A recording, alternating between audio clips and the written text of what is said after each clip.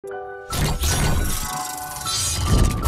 is good, Ninja? OJ over here from PlayerEssence, and welcome to another PE Nintendo Switch and gaming news video. Today we've got some great topics for you guys, really getting into the actual games coming to the Switch, so let's go ahead and get right into it. Bounty Battle has hit its funding goal and it is confirmed for the Nintendo Switch. In Bounty Battle, characters from Darkest Dungeon, Awesomenauts, Guacamelee, and many more meet up for the ultimate indie fighting game. Up to 4 players compete against each other using characters from their favorite indie game across levels from their favorite indie game worlds. Bounty Battles features more than 20 indie characters and 10 unique Bounty Battle fighters to choose from, each with their own unique playstyles and combat abilities. A lot of them can summon minions, you can do all sorts of special attacks. This looks like a pretty nice and neat game, and the art style for what they chose for this type of game was absolutely perfect. I think it encompasses all the different games, because when you have an indie game, usually a lot of them have just such unique art styles,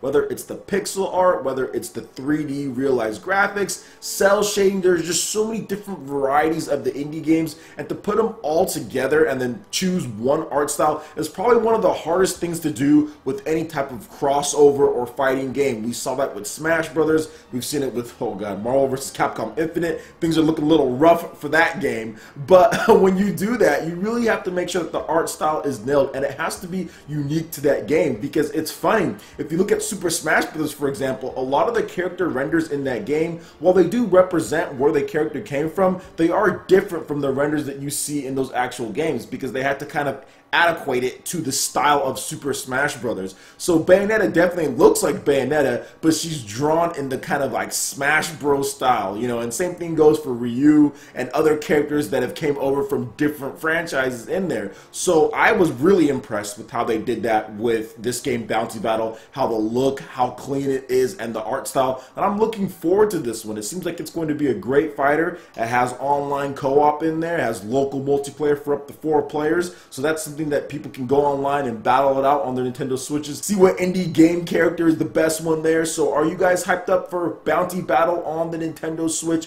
Check out the link in the description below, more information on the game there. Alright, and moving on to the next article here. Edmund McMillan, it says The End is Nigh is about stress, the dark side of game development, and personal struggles. So this is coming from a Gamma Sutra interview with developer Edmund McMillan. Quote, there were a lot of subtle elements in my past platformers that I never fully explored because I was worried about alienating the audience. I wanted to make a game that was honestly a bit uncomfortable to play for people who have issues with stress. I wanted to make a game about stress, pressure, and expectation. I feel like I was able to do exactly that in simple and elegant ways I'm quite proud of. In the past, people would say my work felt like a love letter to classic video games. I wanted The End is Nigh to walk the line of a suicide note or retirement letter. Its themes really are an abstract tale of the dark side of game development, the lonely, stressful, paranoid dregs of the creative process. In the past 3 years, I faced some very difficult personal hardships. Just when it seemed like the end was in sight, something else would come up and drop me lower than I already was. The End is Nigh started as an exploration of this, but as it unfolded, it really became a story about my personal struggles with game development, my obsession with my work, and how it affects my family. So you can check out the full interview in the description below, and this is a very powerful message that he's sending with this game, and it kind of proves that to a lot of these developers, it's more than just a game. It's a lifestyle for them. It's something that they do, and it can really affect emotionally and personally everything. Game development is hard. Game development is not easy at all, and sometimes whenever I talk about this, when I talk about how developers have to, you know, make these games, and it's hard to do everything exactly the way, perfect every single time, just because of time constraints and budgets, people come at me and say, oh, well, you're not for the consumers and all that. But that's not really it. It's that I've seen the other side of this as far as what he's talking about. I've talked to developers off the screen. I've talked to developers about their lives, and I've seen what they have to say, and it's so tough. Not giving them passes for making bad games or anything, but it's really difficult as far as game development, especially indie developers who work so much. Seriously, like they work so much, and you don't even know if that game is going to end up selling or if the game is going to end up being a big success. And that stress transfers over, man. It's not easy at all. It transfers to your family. It can transfer to anything. And heck, I've had my own personal problems and dealings with stress, man. I was so stressed out at my past corporate jobs for like the past 3-4 years, man. I was freaking losing hair on my head because of it. So I can definitely relate to that as far as the pressure, the expectations, your job, all of that, because I was in sales. So there's just always such lofty goals. And it's always tough, man. It's tough to meet those sometimes, but you just have to keep plugging away. Hopefully the end will be nigh at some point, and you can move on to bigger and better things, just like I feel that I have. So I'm actually really interested in this game now. It wasn't really too much on my radar, although I've talked about it before, but I definitely want to play and see where he's coming from his point of view on this topic. So let me know what you guys think about this, because you guys have came to me, many of you guys, I would probably say thousands of you guys have came to me and said, hey man, your videos are really cool, they really help me get through my day. Sometimes I can just sit back and relax and listen to the news. I'm stressed at work. So many of you guys came to me about that, man. So hopefully this game can be a coping point and something that we can all kind of look at and relate to when we do play, and hopefully there's a good ending at the end of it. I would hate for it to end bad, but hopefully there's a great ending at the end of it, and I want to play it definitely now. Now it's like 100% on my radar. So let me know what you guys think about The End Is Nigh, and if you'd be picking this game up. And let me know if you've dealt with some of these issues too, and how you're moving through with it, and how video games help with the stress or the pain or whatever you're going through. Alright, and moving on to the last article here. Ubisoft's Milani details the state of morale following the leak of Mario plus Rabbids Kingdom Battle on the Nintendo Switch. Now this is coming from a MCV UK interview with Ubisoft's Mr. Solani, the guy who was the producer, the lead creator of Mario plus Rabbids Kingdom Battle. Quote, "The leak did not impact the reveal, as we were taking our time to make sure the game was good and satisfying. For sure, the leak affected the morale of the team. After 3 years of silence and the commitment of the whole team, seeing the leak all over the internet was quite discouraging, but we kept our focus and we worked hard.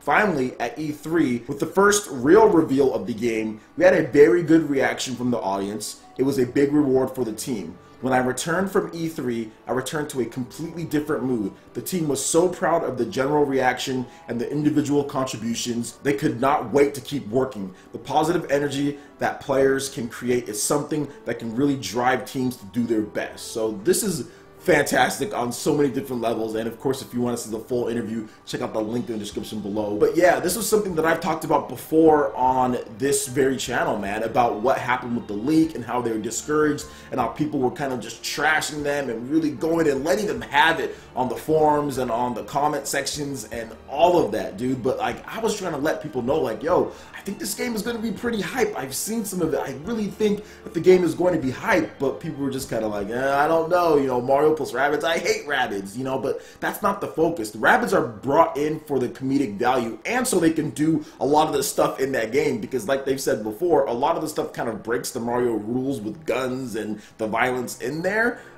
So they kind of had to put the Rabbids in there for that to happen, and I think that's cool. It's a great concept, and if you look at the morale of the team, like seeing all of that, all of the hatred that they were getting and all of the negativity, and yet you know you have a product that's freaking awesome, you know you have a great game, that can be frustrating, but you can't talk about it. You can't say anything about it. You can't say, no, wait a minute, this game is good, or no, wait a minute, look at what we're doing. You have to just wait. So yes, it did not impact the reveal at all. The reveal was amazing. Obviously, one of the best reveals of all time, in my opinion, when it comes to a Nintendo game. Having Miyamoto and having the CEO of Ubisoft out on there with the guns and Miyamoto talking there at a third-party press conference was just amazing. I felt that it was way better than anything that I've seen before as far as Nintendo guest starring at other places, and it really solidified the tone going into when we saw the footage of the game, and everyone in the crowd was just amazed. Everyone was looking at the game like, wow, this is really cool. I would like to play this. Combat looks great, the graphics look beautiful, everything was running great on screen. So that's just something that I'm happy for the team, and I'm happy they're able to put everything together and have that type of reveal for the game. And I think it's going to pay dividends later when the game launches later this month, man. I think it's going to be awesome. People are going to enjoy it, and I think there's going to be a lot of people picking it up at the end of the month here. So let me know what you guys think about this news here, in addition to everything else that I talked about when it comes to The End Is Nigh. We talk about Bounty Battle, all of that. I would love to hear you guys' thoughts. All right, guys, that wraps it up for this video here. Go ahead and check out the links in the description below. We've got Facebook, we've got Twitter. Go ahead and give us a like and a follow on our social media. Really helps us spread the content of PlayerEssence across the interwebs in addition to YouTube. Also, make sure you check out our Patreon page. Pledge any tier, be entered in to win some awesome prizes each month. In addition to that, we have Discord voice chat and $10 prize eShop tokens for Mario Kart 8 Deluxe, Splatoon 2, and more. So support PE Live and PE Arena right here on PlayerEssence. Also, make sure you hit that like button if you did like this video. Lets me know you guys want more content like this going forward in the future. And subscribe to PlayerEssence for the latest news, reviews, discussions, and more. Thank you so much for watching, and we'll catch you ninja for the next video. Peace.